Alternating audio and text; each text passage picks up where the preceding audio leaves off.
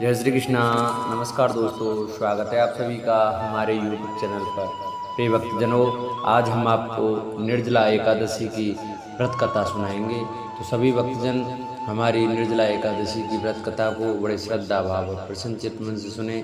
सभी भक्तजनों को हमारी तरफ से निर्जला एकादशी की हार्दिक शुभकामनाएं।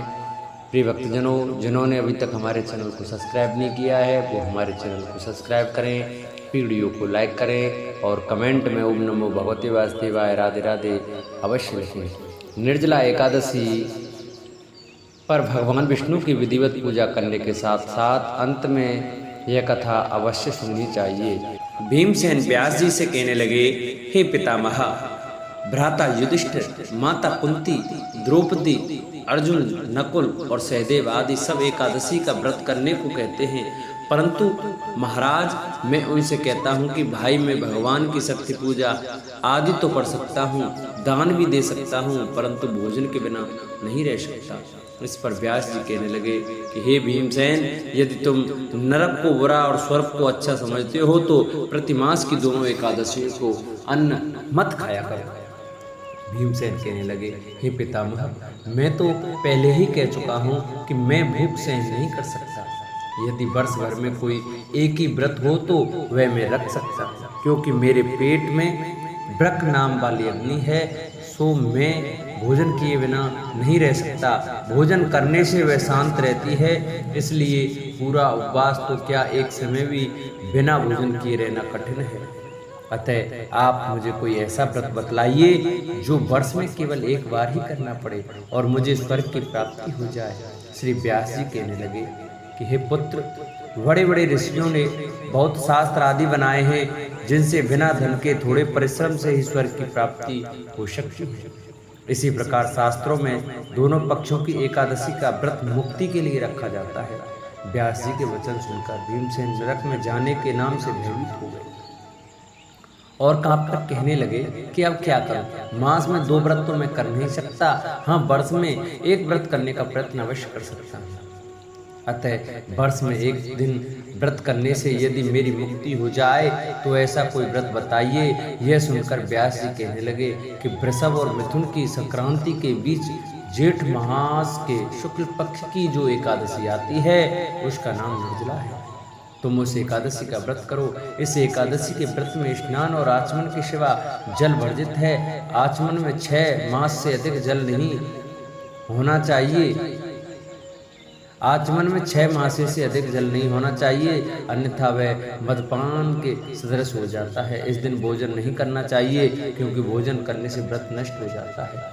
यदि एकादशी को सूर्योदय से लेकर द्वादशी के सूर्योदय तक जल ग्रहण न करें तो उसे सारी एकादशियों के व्रत का फल प्राप्त होता है। द्वादशी को सूर्योदय से पहले उठकर स्नान आदि करके ब्राह्मणों को दान आदि देना चाहिए। इसके पश्चात भूखे और सत्पात्र ब्राह्मण को भोजन कराकर फिर आप भोजन कर लेना चाहिए। इसका फल पूरे एक वर्ष की संपूर्ण एकादशियों के बराबर होता है। व्यास जी कहने लगे, हे भीमसेन, यह मुझको स्वयं भगवान ने बताया है। इस एकादशी का पुण्य समस्त तीर्थों और दानों से अधिक है। केवल एक दिन मनुष्य निर्जला रहने से पापों से मुक्त हो जाता है। जो मनुष्य निर्जला एकादशी का व्रत करते हैं उनकी मृत्यु के समय यमदूत आकर नहीं गिरते, वरन भगवान के पार्षदों से पुष्पक विमान में बिठाकर स्वर्ग को ले जाते हैं। अतः संसार में सबसे श्रेष्ठ निर्जला एकादशी का व्रत है, इसलिए यत्न के साथ इस व्रत को करना चाहिए। उस दिन ओम नमो भगवते वासुदेवाय मंत्र का उच्चारण करना चाहिए और गोदान करना चाहिए। इस प्रकार व्यास जी के आज्ञा अनुसार भीमसेन ने इस व्रत को किया, इसलिए इस एकादशी को भीमसेनी या पांडव एकादशी भी कहते हैं। निर्जला व्रत करने से पूर्व भगवान से प्रार्थना करें कि हे भगवान, आज मैं निर्जला व्रत करता हूँ, दूसरे दिन भोजन करूँगा, मैं इस व्रत को श्रद्धापूर्वक करूँगा, अतः आपकी कृपा से मेरे सब पाप नष्ट हो जाएं। इस दिन जल से भरा हुआ एक घड़ा वस्त्र से ढककर स्वर्ण सहित दान करना चाहिए। जो मनुष्य इस व्रत को करते हैं उनको करोड़ों फल सोने के दान का फल मिलता है, और जो इस दिन यज्ञादिक करते हैं उनका फल तो वर्णन ही नहीं किया जा सकता। इस एकादशी के व्रत से मनुष्य विष्णु लोक को प्राप्त होता है। जो मनुष्य इस दिन अन्न खाते हैं वे चांडाल के समान हैं, वे अंत में नरक में जाते हैं। जिसने निर्जला एकादशी का व्रत किया है वह चाहे ब्रह्म हत्या हो, मदपान करता हो, चोरी की हो या गुरु के साथ द्वेष किया हो, मगर इस व्रत के प्रभाव से स्वर्ग जाता है। हे कुंती पुत्र, जो पुरुष या स्त्री श्रद्धा पूर्वक इस व्रत को करते हैं उन्हें अग्रलिखित कर्म करने चाहिए। प्रथम भगवान का पूजन, फिर गोदान, ब्राह्मणों को मिष्ठान व दक्षिणा देनी चाहिए तथा जल से भरे कलश का दान अवश्य करना चाहिए।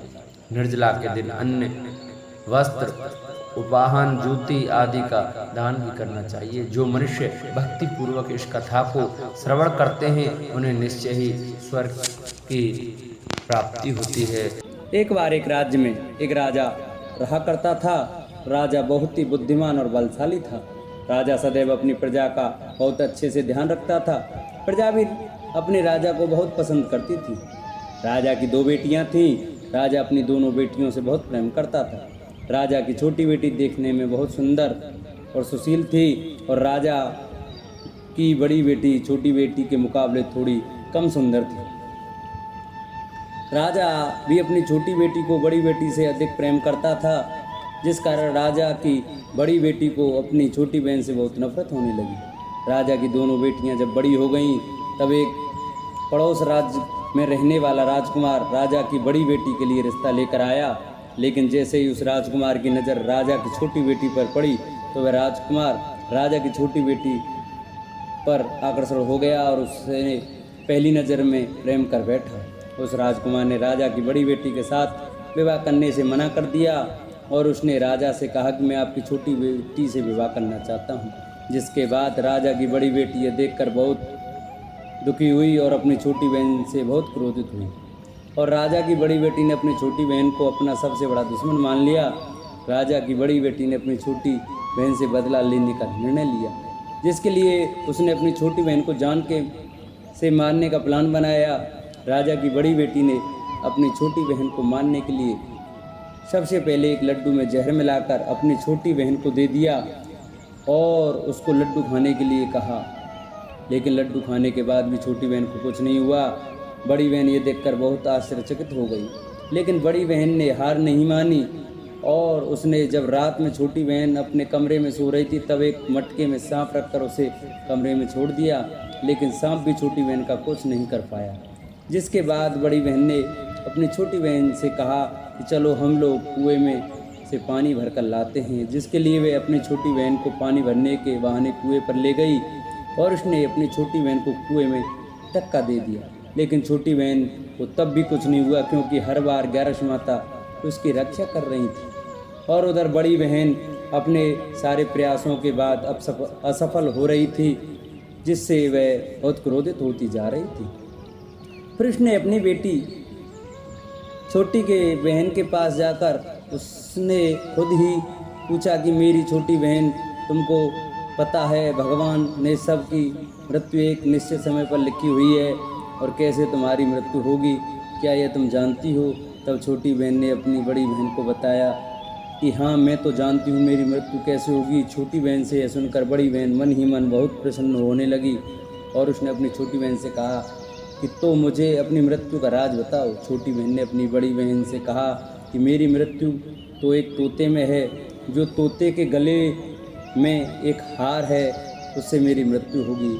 जब तक कोई भी व्यक्ति तोते को मारकर वह हार अपने गले में पहनेगा तो मैं मूर्छित हो जाऊंगी, और जैसे ही उस हार को अपने गले से उतारेगा तो मैं वापस से जीवित हो जाऊंगी।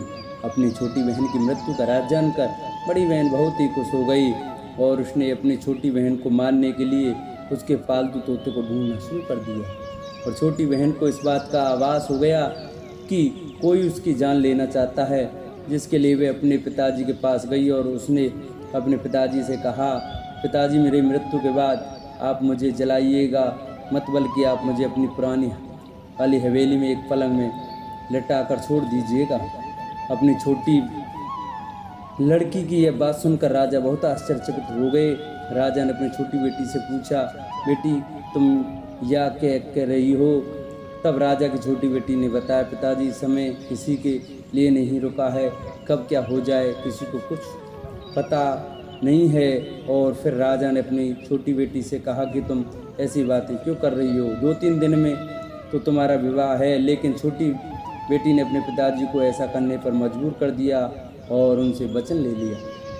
राजा ने भी अपनी छोटी बेटी की बात स्वीकार कर ली और 2-3 दिनों के बाद जब शादी का समय आया तब राजकुमार बारात लेकर राजा के घर आया और राजकुमार और राजा की छोटी बेटी का विवाह शुरू हो गया। जैसे ही राजा की छोटी बेटी राजकुमार के साथ फेरे लेना शुरू करती है तो उसकी बड़ी बहन अपनी छोटी बहन के कमरे में जाकर उसके तोते को पकड़ लेती है और उसको जान से मार देती है। तोते की गले में जो हार था उसको अपने गले में धारण कर लेती है। जैसे ही बड़ी बहन उस हार को अपने गले में धारण करती है तो उधर छोटी बहन 3.5 फेरे ही ले पाती और वहीं पर बेहोश होकर गिर जाती है। जिसके बाद राजा ने बड़े बड़े दर्द हकीमों को बुलाया और अपनी छोटी बेटी का इलाज करने के लिए कहा। राजा की बात सुनकर वैद्य भी छोटी बेटी को जब चेक किया तो राजा को बताया कि आपकी छोटी बेटी न तो जीवित है और न ही मरी हुई है, यह मैं ऐसा पहली बार देख रहा हूँ। राजा ने वैद्य और हकीम को यह बात बाहर बताने से मना कर दिया और उनको कहा कि अगर तुमने यह बात किसी को बताई तो हम तुम्हें फांसी देंगे। राजा ने अपनी छोटी बेटी को पुराने महल में जाकर एक पलंग में लिटा दिया और वहाँ पर कुछ सैनिकों को तैनात कर दिया। वापस अपने महल पर आ गया। राजा की बड़ी बेटी अपने पिता के साथ आई और कहने लगी, पिताजी अगर यह शादी संपन्न नहीं हुई तो आपकी इज्जत का क्या होगा। आप कहें तो मैं आपकी इज्जत बचाने के लिए राजकुमार से शादी करने के लिए तैयार हूँ। जिसके बाद राजा ने अपनी बड़ी बेटी की बात मान ली और राजा ने बड़ी बेटी को छोटी बेटी के कपड़े पहनाकर मंडप पर भेज दिया। लेकिन राजकुमार ये जान गया कि यह राजा की छोटी बेटी नहीं बल्कि यह राजा की बड़ी बेटी है। लेकिन जब राजकुमार ने शादी करने से मना किया तो सभी लोगों ने राजकुमार को विवश करके राजा की बड़ी बेटी से बचे हुए फेरों को संपन्न करा दिया और विवाह करवा दिया। इसके बाद राजकुमार राजा की बड़ी बेटी को अपने महल में ले गया। राजकुमार राजा की बड़ी बेटी से ना तो बात करता था, नहीं उसको पसंद करता था और ना ही उसके आसपास भटकता था। और राजकुमार ने यह फैसला लिया कि वह अपनी प्रेमिका को ढूंढ कर रहेगा और यह जानकर रहेगा कि उसके साथ क्या हुआ है। एक दिन राजकुमार अपने घोड़े पर सवार होकर राजा के पुराने महल के पास पहुंच गया, जहां पर उसने कुछ सैनिकों को देखा। महल के पास पहुंचकर राजकुमार ने जब महल को ध्यान से देखा तो वह समझ गया कि यह तो हमारे ससुर जी का महल है। तब राजकुमार ने सैनिकों से पूछा, तुम लोग यहाँ क्या कर रहे हो और इस महल के अंदर उस पलंग में कौन लेटा है। जिसके बाद सैनिकों ने बताया कि यहाँ वह राजा की छोटी बेटी लेटी है। यह सुनकर राजकुमार बहुत प्रसन्न हो गया और वह तुरंत अपनी प्रेमिका के पास पहुँच गया और उसकी सेवा करने लगा। जैसे ही रात हुई तो राजा की छोटी बेटी उठकर खड़ी हो गई। राजकुमार ये देखकर बहुत खुश हो गया और उसने अपनी प्रेमिका से पूछा कि तुम यहाँ क्या कर रही हो, तुम मेरे साथ मेरे घर चलो। राजा की छोटी बेटी ने राजकुमार को सारी बातें बता दी।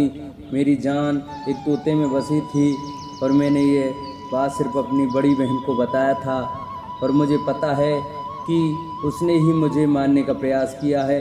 उसके पास एक हार है जिसको वह सुबह पहन लेती है और रात को उतार देती है। जब तक वह हार को पहने ले रहती है तब तक मैं मूर्छित रहती हूँ और जैसे ही वह हार को उतार देती है तो मैं जीवित हो जाती हूँ। और जब तक मेरी बड़ी बहन के पास वह हार है तब तक मैं ऐसे ही जीवित और मूर्छित होती रहूँगी। अगर मेरी बड़ी बहन के पास जो हार वह मेरे हाथ में लग जाए तो मैं हमेशा के लिए जीवित हो जाऊँगी।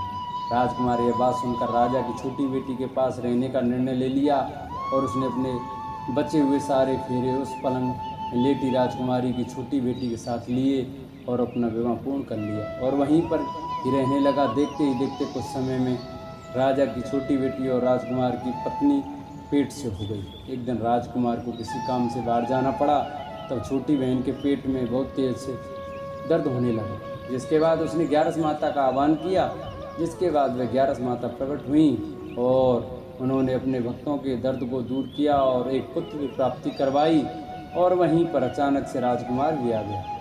राजकुमार ने 11 माता को देखा तो वह आश्चर्यचकित हो गया और उसने तुरंत माता को प्रणाम किया। और 11 माता ने राजकुमार से कहा कि जब तुम्हारा तो 5 वर्ष का हो जाए तो तुम अपनी पत्नी का हार आकर इसके गले में डाल देना। और देखते ही देखते राजकुमार और राजा छोटी बेटी का पुत्र 5 वर्ष का हो जाता है। तो राजकुमार अपने बेटे से कहता है कि बेटा मैं कुछ काम से बाहर जा रहा हूँ, तुम अपनी माता का ध्यान रखना। और वहाँ से चला जाता है। राजा को बाहर निकलता देख बड़ी बहन के सैनिक देख लेते हैं और बड़ी बहन को जाकर सारी बातें बता देते हैं। जिसके बाद बड़ी बहन अपनी छोटी बहन के पुत्र को वहाँ से उठवा लेती है और उसको मरवा देती है। छोटी बेटी के पुत्र के 2 टुकड़े करवा देती है। पहला टुकड़ा चक्की के पास छुपा देती है और दूसरा टुकड़ा अपनी पलंग के नीचे रख देती है। अब 11 माता भिखारी का रूप लेकर आती हैं। एक भिखारी का रूप धरकर बड़ी बहन के पास चली जाती हैं। जिसके बाद वहाँ पर भिक्षा मांगने लगती हैं।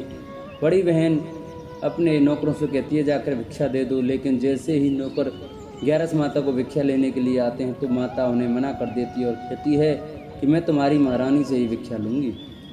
जिसके बाद बड़ी बहन स्वयं भी भिक्षा देने के लिए माता के पास आती है। तब माता एक बिल्ली का रूप लेकर उसके कमरे में चली जाती है और वहाँ पर छोटी बेटी के पुत्र के 2 टुकड़ों को आपस में जोड़ देती है और उसे जीवित कर देती है।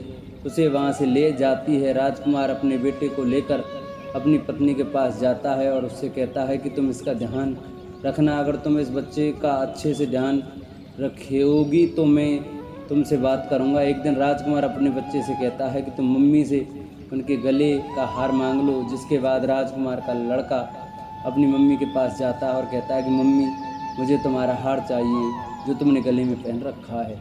यह सुनकर पहले तो बड़ी बहन क्रोधित होती है और उसको यह याद आता है कि राजकुमार ने कहा था कि अगर मैं इस बच्चे का ध्यान अच्छे से रखूँगी तो वह मुझसे बात करेंगे। जिसके कारण वह हार को उस बच्चे को दे देती है और वह तुरंत हार को ले जाकर अपने पिताजी को दे देता है। और तभी राजकुमार अपने बेटे को लेकर वहाँ से जाने लगता है और अपनी पत्नी से कहता है कि तुम हमारे लिए खाना बना कर रखना, मैं शाम को आकर तुम्हारे साथ खाऊंगा। और वह अपने बेटे को लेकर वहाँ से चला जाता है। जिसके बाद वह राजा के पास जाता है और उनको सारी बातें बता देता है। राजा अपनी बड़ी बेटी की यह करतूत सुनकर बहुत क्रोधित होते हैं और अपनी परवरिश पर ही दोष देने लगते हैं और राजकुमार को अपनी छोटी बेटी के साथ रहने का आदेश देते हैं।